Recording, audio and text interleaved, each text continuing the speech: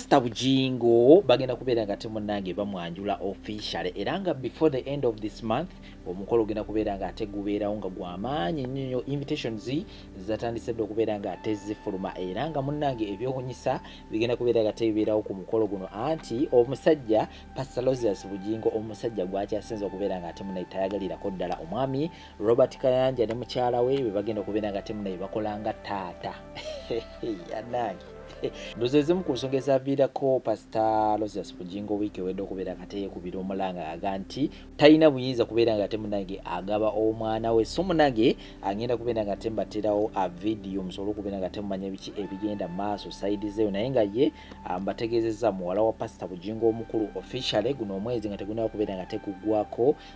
Nkyayongera okubeera nga tenoonya lunaku kyolutuufu olugenda okubeera nga terubeerako emikolo, naye ndowooza bakyakikipinze secret olw'ensonga nti munnange abantu ab'enjawulo bayinza okubeera nga tebajja ku mukolo ne bagutaataganya, naye nga gwe just beerawo ng'okimanyi nti invitations zatandise dde okubeera nga tezifuluma era nga agenda okubeera nga takolanga taata agenda kubeera Pastor Robert Kayanja yagenda okubeera nga temunnange akwasibwa ebirabo, yagenda okukwasibwa ebirungi byonna byonna nga bumanyi ebibeera ku mikolo egy'enjawulo. Taata bamukwasa ekkanzu, bamukwasa ssente kubanga Pastor Kayanja munnaye yasobola okubeera nga ate alabirira abaana bano, yabasomesezza abataddemu zo ssente eziweerako ddala. Yensonga lwaki basazewo ne bagamba gwogenda okubeera nga temunnange ofuuka taata ku nsonga zino era nga sitiro nga tuli ku nsonga zezimu ezamuwala wa Pastor Bujingo munnange full figure ensonga zino olwamugudde matu kyakoze muwala wa Pastor Bujingo nange yeriva full figure ngenda kubeera nga tina byombi kuteerawo osobola okubeera nga te omanya biki ebigenda maaso saidi zeyo likinga ate sharingirako abalamu. Naye nga kujjukiza tuli ne Sheikh Ashraf musomi wa dduwa abeera nga temunoonyako ku stickers obuyitawo wansi awo kopalako enamba y'essimu eyina obulamu gye kubeera nga tebukutambulira bulungi nnyo malidaadi saana. Kamere nga tembateerawo ensonga zino nkomawo n'amawulire amalala mangi ntumubaawo. Omuwala omukulu Doreen agenda kwanjula omuwala omukulu agenda kwanjula. Pastor ali mu kubuuza omukolo agenda gugendako atya, kati ali mu kusala ntotto kulaba butya omukolo ogwo bwagenda okuba nga ate agwetabako. Alalade nebuuza nti naye pasita ddala kiki, ddala kituufu oyagala kulaba baana kweri ddala oyagala kulaba abaana? Naye munnange tugenze okubizuula nga munnange Pastor tayagala kulaba wabula omwana omuwala omukulu agenda kufumbirwa era aleeta musajja. Kaakati mu kuleeta omusajja buli tamanyi butya bwagenda kubanga ate yeetaba ku mukolo guno, era byonna bye yabadde atandise okukaaba obuzigaziga obw'ekirogo yabadde akaaba nga ayagala abantu basympathizinge naye era n'abaana oba oliawo batandika okusala amagezi butya taata waanaabeera ku mukolo. Naye ng'ekituufu kiri nti si nti oba taata anti bamwagala nnyo oba taata nti yabadde ekituufu ayagala okulaba abaana. Kati emberebeze endala eriwo mu nsonga eyo ye Pastor Robert Kayanja, era okusinza ku bifa munda biraga nti Pastor Robert Kayanja yayinza okutuulawo nga taata ow'abaana bano ye banne Bujingo talina baaluganda. Olwo gwe twalaba e Kanani yava e Rwanda. Kaadi zazze dda, kaadi nagifunye dda era nga eri mu mannya kaadi yino nagifunye dda empita kwanjula okwa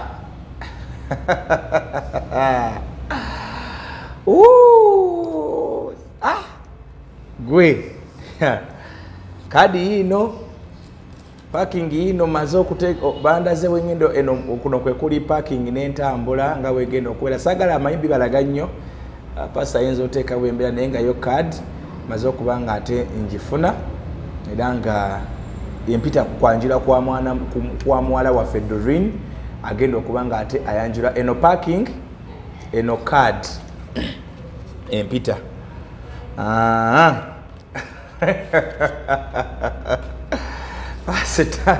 Pastor gamubugumye ate naye gwe ozanyisanga ekitonde ekikazi wowe omukazi nga wamubonyabonyezza date sigenda zogera kubanga waliwo ebitanaba kubanga bigguka. Pastor ayagala kuvuluga mukolo, ayagala gugwamu nga ate tali invited ku mukolo. Simanyi oba tali invited anyway, naye okusinza ku kupapala kwe yapapaddemu alabika tanaba kubeera nga ali invited. But however, tukena kubanga tutunira ku mbeereza ezimu lwaki pastor yandibadde ate tali invited naye ate nga yandibadde era ayitibwa. Okusinza ku ngaffe pastor tebakugobanga yewaka era yo information ayongedde ogigatharinga. Pastor wali ekitende oyanirizibwa era omukolo ogunaba genda beera wonna egunabeera pastor oyanirizibwa ku mukolo ogwo era kyemanyi mu butongole bagenda kubanga bakukoowoola bwebanga tebannaba bagenda kubanga bakuyita ate ojje obeere ku mukolo ogwo naye okusinza ku kyempulira kale kakati omanyi pastor ono bwe yasuulawo abaana bano omuwalo abaana bano baali bakyasoma bano abakulu ababiri abawala abasatu actually ono Winnie yali ali bweru wa ggwanga eyo ng'asoma ebintu ate nga bya bbeeyi nga bitwala ssente empitirivu. So Pastor Robert Kayanja ne mama Jessica Kayanja be bamu ku abo abayimirira okusobola okulabika nti abaana bano bamaliriza emisomo era basoma. Pastor Jackson Senyonga ne mama Eve Senyonga babeerawo nnyo okulaba nti ate abaana bano bagenda maaso okubanga ate basoma newankubadde nga kitaabu yali amaze okubanga yeeyisa mu mbeera gyali yeeyisaamu mwena gye mwategeera obulungi ennyo. Era abaana bano ne beeyongerayo n'emisomo gyabwe mu mbeera efaanaganako bwetyo.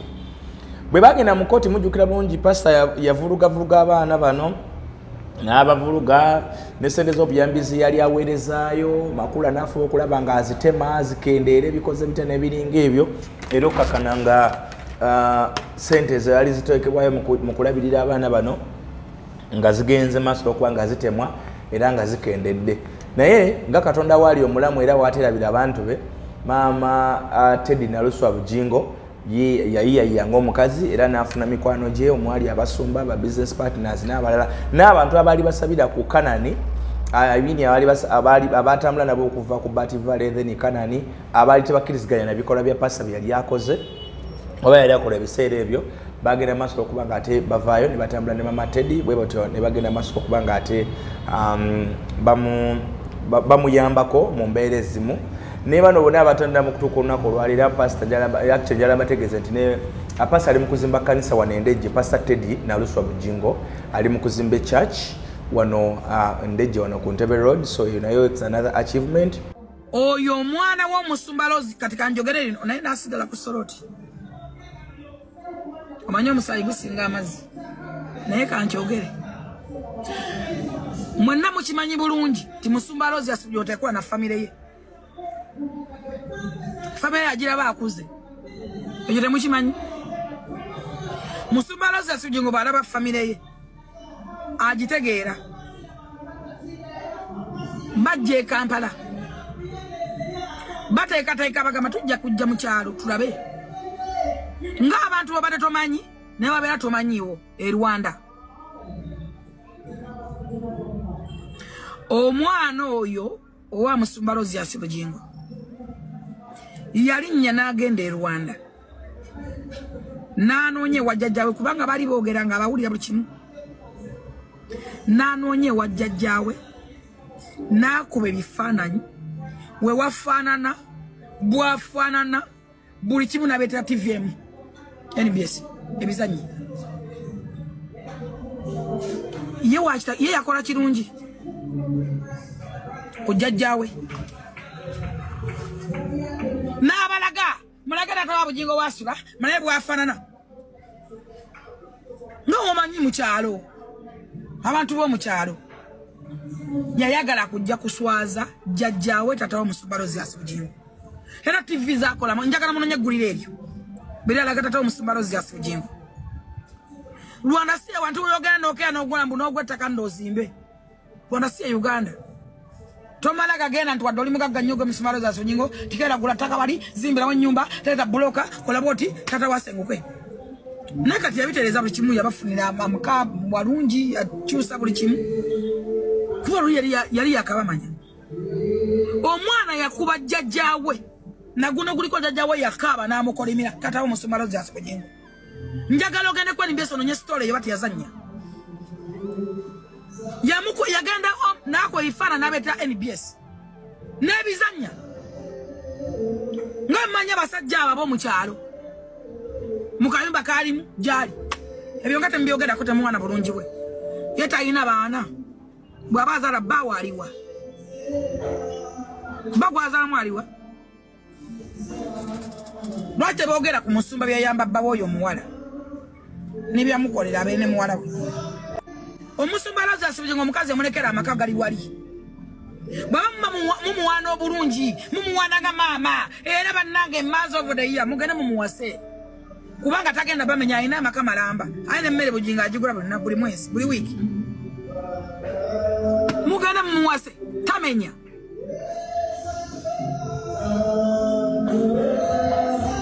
tamenya mugende mumuwase mumulye namwe mumuzalemu mumuwulire Mumute mwesi nga kumbaga ya bujingo era embaga mwezi obufaananyi obukadde nnyo kubo nani ya wasaani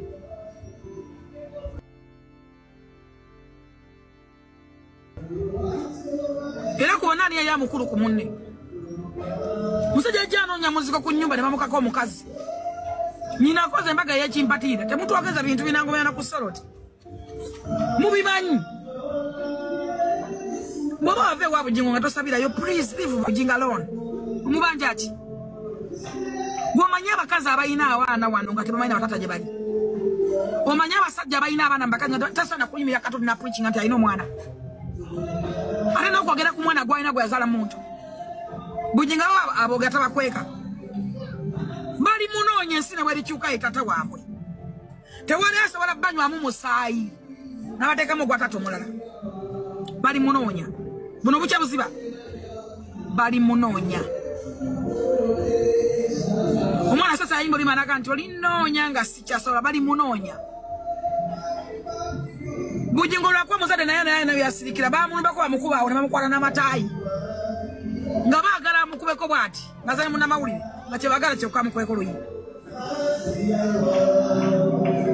mutwasamina kati olaba time ehealinga kati fete twafiirwa so if time can heal a person afiiriddwa time etukozemu omulimu like time has made us okay time as in time is like time has healed everything kwegamba katonda kweseza buno obudde really ate katonda tulaze omukwano mungi nebyo twali tutunulira maybe by then that bino tekisa kusoboka bwebanga situli wano bati tuli wano katonda akikoze so bwenzira ku kibuuzo kyo nti twandyagadde okulaba differently oba nandyagadde okulaba oba ng'okulagana ne taata mutula ku mmeeza y'emu like it would be the normal thing to do because like tewakyali busungu ebyabaawo there is no family that is perfect. It's only that ours was all over the place. There is no perfect person. I have my imperfections. So it would be the normal thing to do. But tewali ebintu bino tekiri mu kukaka tubeere fine mutulabe. It's not about you. It's not about ensi ekulabe nga kati muli bulungi no. Like katonda abakolamu omulimu and at the right time buli kimu kikola kibaawo. Again. So at the right time we shall be on the same table. At the right time everything will be fine. At the right time we shall probably re-celebrate all these things, all these moments that he has missed. So at the right time, yes. So behind curtains waliyo ko movie yonna okulaba nti taata mama Dorini n'abalala abaali mu saga eyo bakwatagana behind curtains. Bazadde bange sobola boogerera kubanga bali baagala nate bantu bakulu. Okay. On my part, we have a way we communicate. There are people who I respect and he respects. So when I want to check on him, they are there. And when he wants to check on me, they are there. So Yeah, on my part, we have a way where we keep tabs to make sure the other side is okay. You connect. We have a way to communicate to make sure the other side is okay and everyone is okay on my part. Because like I said, we have people who are mutual. Yeah. So imagine Aboruganda. So tulina abantu nga batugata. Yes. Ngoje ko gwe banate baganda bwabalala bo bali okene tata. Yes, they've never had a problem with him. Yes. Bo bagena ne mamulaba even physically. Tebaliwo bisinga bwe bali bandi mulabi. Obubaka bwemba w'abakyala abali eyo. Abaana baffe, abaana bammwe. Lekera okweralikira mukyala gwe olw'abaana abo. Abaana bagenda kusoma, gwe tunuulira Katonda onyiikire okukola, Katonda agenda kuwa omukisa emirimu gy'emikono gyo. Oyinza okubanga osanga oba oliawo nga Katonda yakulaba nga gwe maama eyasigala nga single mother oba gwe taata eyasigala nga single mother nga gwe ogenda okulabirira abaana abo oba teekemu obuvunaanyizibwa obayiseewo batuuke ku kye balina okukola. Batuuke ku kye balina okukola nga gwe Katonda gwe yateekamu nga gwe Katonda gwe yasalawo n'agamba kakukozese osobole okulabirira abaana abo. Kati teweekubagiza n'ogamba ate abaana bano ngenda bakola ntya ye lwaki nabazaala kubanga abantu bangi abeekubagiza. Lekerawo okwekubagiza. Abaana bava eri Katonda, abaana mukisa gwennyini kubanga aliyo abazadde abalina abagagga balina ssente nnyingi ennyo. Waliwo abagagga nga balina essente empitirivu naye nga talina mwana. Kati gwe bw'obanga olina omwana oyo leka kwekubagiza n'okwebuuza mbu anaalya ki anaanywa ki. Katonda asobola okulabirira ennyonyi ezitalima ebinyonyi ebitalima asobola nnyo okulabirira. Waliwo emboozi etambula ey'okuba nti omwana omuwala agenda kubanga akola emikolo. Kati emboozi eyo tugenda kubanga tugibawa mu bujjuvu mu maaso awo. Njagala mu picture tulabe ate omusumba Jessica Kayanja oba omusumba Robert Kayanja bajjirawa. Embeera we yali ekutte wansi ne waggulu oba agamba katutambule n'omukyala Teddy Bugingo. Njagala okwebaza Pastor Teddy Bugingo.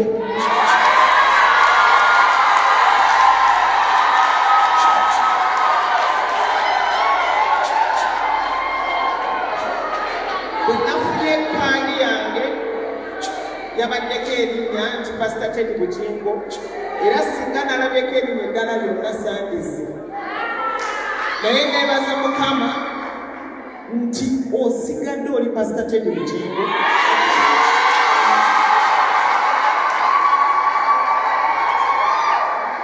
Thank you Webale nnyo for raising a banner. olw'okusitula bendera. Thank you Webale nnyo for being a true Hadassah. olw'okubeera Hadassah omutuufu.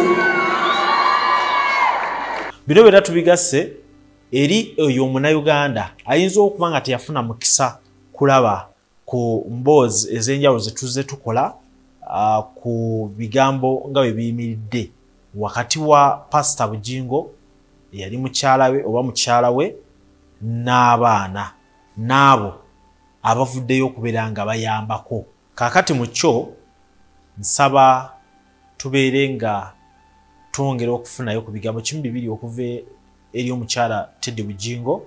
Twongera okuba nga tugatta ekifaananyi ogenda okuyimirira wonna wooli nga kyoyogera wa kyosalawo oba okuwabulako kuyimirira ku ebyo bye tuzze tulaba ku nsonga eno nga weetambula. Nze Lujja, mwebale kugoberera emboozi y'emikolo tujja nayo mu maaso awo.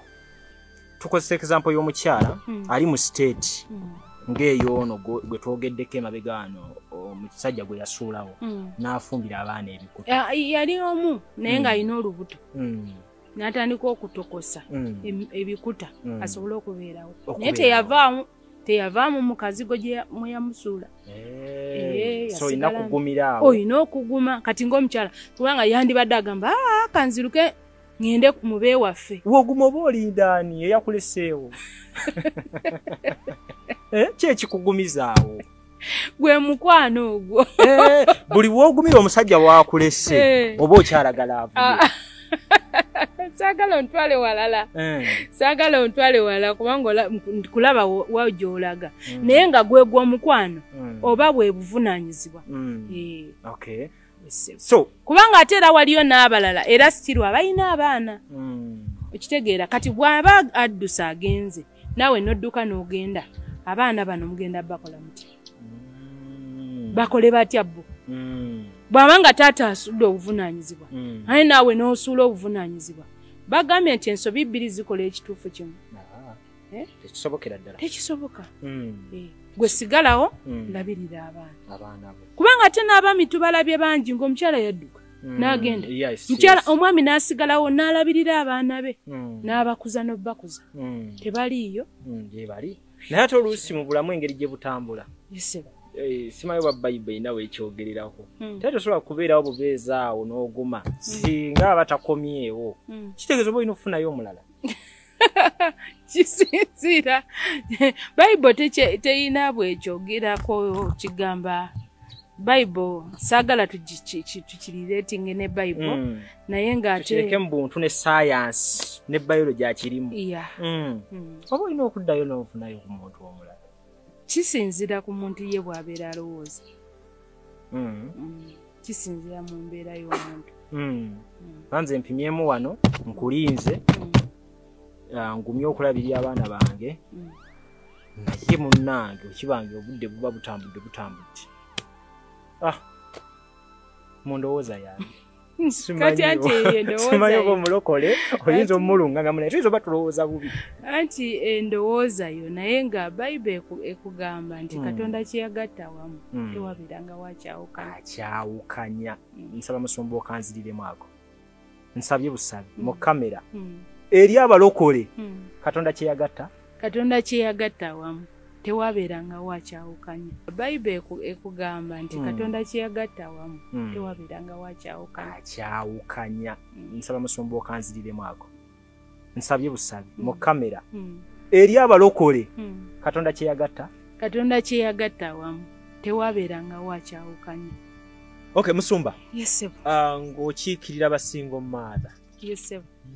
Okikoze otya okulaba nti embeera yonna ogiyisemu bulungi nnyo teri nduulu gy'okuba ate era kiki kye bayinza okukola basingo mother abali